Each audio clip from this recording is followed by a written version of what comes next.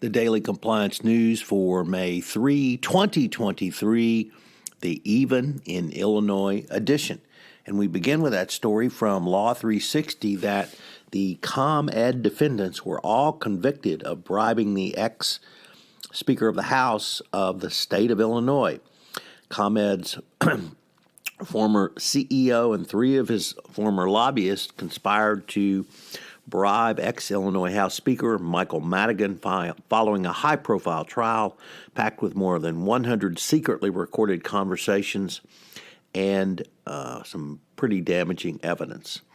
The jury was clear that the defendants were guilty of all counts they were charged. This is a huge victory for prosecutors in, frankly, one of the most corrupt states around, the state of Illinois.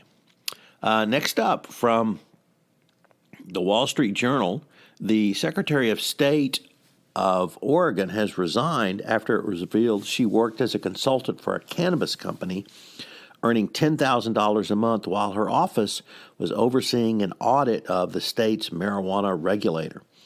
The Secretary of State announced her resignation as the fallout and political pressure over this consulting job continued. She didn't seem to understand that there was a clear conflict of interest in this matter. Next up, the idiocy of Ron DeSantis continues as he signs a sweeping ESG piece of legislation in Florida. It bars state officials from investing public money to promote ESG goals and prohibits ESG bond sales.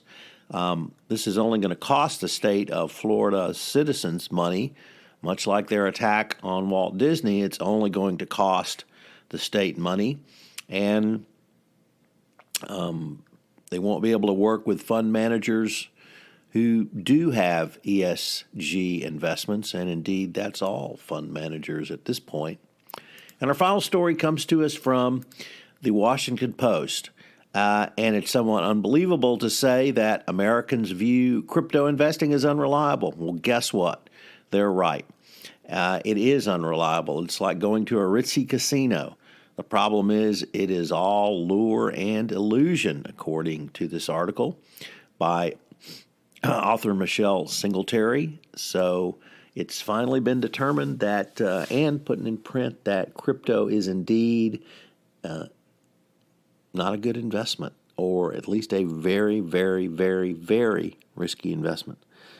I'm at ECI Impact 2023 this week. If you are in attendance, please drop by the Compliance Podcast Network recording studio that's set up. I'd love to get your thoughts on Impact 2023, the great first day of keynote speeches, and what you think ECI's direction should be headed.